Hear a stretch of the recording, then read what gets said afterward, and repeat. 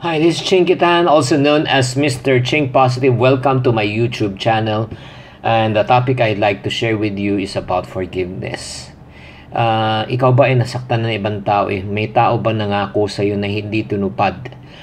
At hindi lang yun, may mga tao bang isinira ang iyong tiwala at talagang siniraan ka pa? Diba? Pinalabas ng masama ka pang tao kahit wala kang ginagawa. So let me ask you, what's your take about forgiveness? Madali ba sa iyo magpatawad o napakahirap mong maka-forget at maka-move on? Ang pagpapatawad ay sa isang tao ay sa siguro napakasakit na bagay na pwede nating gawin, no? At pinakamahirap. Gusto nga natin minsan maka-move on pero sobra talagang painful yung experience. Dahil tuwing naalala po natin yung sinabi at nagawa nung taong yan, parang nasusugatan muli ang ating puso Kahit na alam mo, you and I know that we should learn how to forgive this type of people, pero mas familiar ba tayo yung pakiramdam na hindi, grabe talaga, sobra talagang sakit, di ba? No? Sobrang sakit ang kanyang ginawa. Kahit mahirap, you and I know also that kailangan natin gawin para ma-practice natin to ng regularly so that we can develop the art of forgiveness. You might ask, Chinky, why should we learn how to forgive? Okay. Whether you like it or not, the reason why you and I should learn how to forgive so that we can express what we feel. No? Kailangan mailabas mo ba yung sama ng loob mo? Pag tinatago mo yung sama ng loob ang nangyayari niyan, lalo kasing nagiging bitter ka as a person. Kailangan i-express ba natin, i-release natin, ipaalam din natin sa ibang tao yung nararamdaman natin.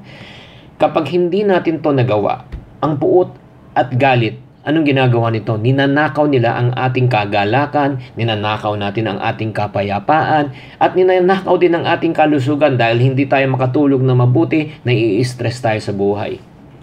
Like for example, kung may galit ka sa kapatid mo, sa asawa mo, sa ikaw opisina mo, kausapin mo, express it to them properly. Hindi manghuhula ang asawa mo, kapatid mo, office mate mo, magulang mo. Maaring aware nga sila na may nagawa silang mali, pero pag hindi mo in-express directly, sometimes we always have alam naman nila kung anong ginawa nila at dapat mag-sorry sila. Well, first and foremost, probably hindi nila alam or hindi nila alam na talagang ganoon pala kalakas yung kailang tama, yung tama sa'yo. So, first things first, be honest with what you feel and express it to the people who have hurt you. Maybe some of you are asking, bakit nga talaga ako magpapatawad? What's in it for me? Alam mo, pag ginawa mo yan, padadaliin mo ang buhay mo. Hindi sa nadali ang buhay mo. Pagagaanin mo yung kalooban mo dahil ikaw ay nakapagpatawad at ikaw nga hindi na magdudusa. And then second, also, talking about pagdudusa, do you know, forgiveness will not benefit the other person but forgiveness will benefit you more than the offender. Ang misconception kasi natin, minsan pag tayo ay pagdating sa pagpapatawad na makakatulong yan sa mga taong nanakit sa atin, no? As a matter of fact, it will help us better. Kasi pag ikaw bitter ka, di ba, hindi ka makatulog, naiinis ka, nai-stress ka. So it makes you become a bitter person, not a better person. So once we learn how to forgive, we learn how to release our stress. We learn how to let go of our hurts and our pains.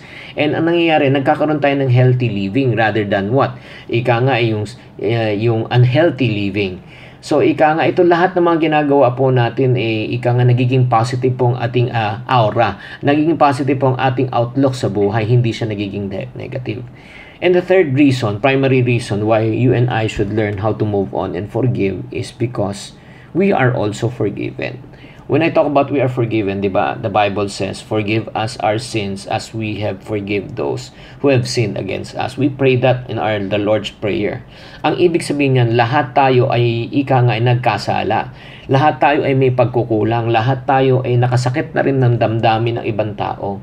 So, ibig sabihin, kung ano yung ginawa sa iyo ng Diyos, dapat matuto rin tayo magpatawad at ginawa, diba? Pwede din dapat natin isukli yan sa ibang tao. Every time, ito lang challenge ko sa inyo, if you're watching right now and listening to me up to this portion, every time na may magawa sa iyo na mali ang iyong kapwa, ang iyong mahal sa buhay, ang iyong asawa, ang iyong kapatid, kaopisina, instead of avoiding the emotion that you feel and then box it in, I just pray that you would release it and embrace it. Embrace in such a sense that you accept the fact that you got hurt. And the next question is, what do I need to do in order for me to move on? And one is the best thing is, again, for you to move on is to let go and let God. These are, if you feel pain, these are normal reactions. Normal lang ba siya? Na huwag mong sabihin na, ay, hindi masakit to. No. Kahit magpanggap ka, masakit siya. So the question is, you can choose to respond positively, you can choose to respond negatively, you can choose to live in bitterness, or you can choose to live in forgiveness. Forgiving the person is the first step, is one of the best steps that you and I can do in order for us to move on. Now, kapatid, it is time for you to decide. Gusto mo na talagang bang magkaroon ng peace of mind? Gusto mo na ba talagang makatulog na mahimbing? Gusto mo na ba talagang makamove on sa buhay mo so that you can start a new chapter in your life? Close mo na yung last chapter. Or gusto mo pa rin, you just want to stay the way you are, according to Billy Joel. So if you want to move on, choose to forgive.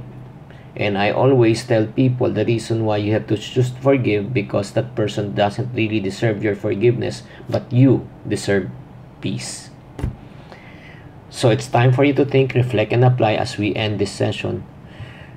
Handa ka na ba ma-express yung feelings mo sa mga taong nakasakit sa'yo, at kakausapin mo na sila at sabihin mo kung ano nararamdaman mo? Then number 2 is what? Handa ka na rin ba na magpatawad sa mga taong naka-offend sa'yo so that you can really move on? I hope this short session is able to enlighten you, especially if you are harboring bitterness and unforgiveness right now. No, you know what? It's not an accident that you are watching this video right now. Believe me, this is the timing of God. God ordained this time and situation for me to speak to you so that you can be healed of your hurt. You can be healed of your pain. So, tonight, I pray na you would talk to God and ask God to give you the grace to be able to move on and let go of these people who have hurt you. So I encourage you also to subscribe in this YouTube account so that you can get more videos on a daily basis. I do this on a daily basis. I want to encourage people. I want to inspire people.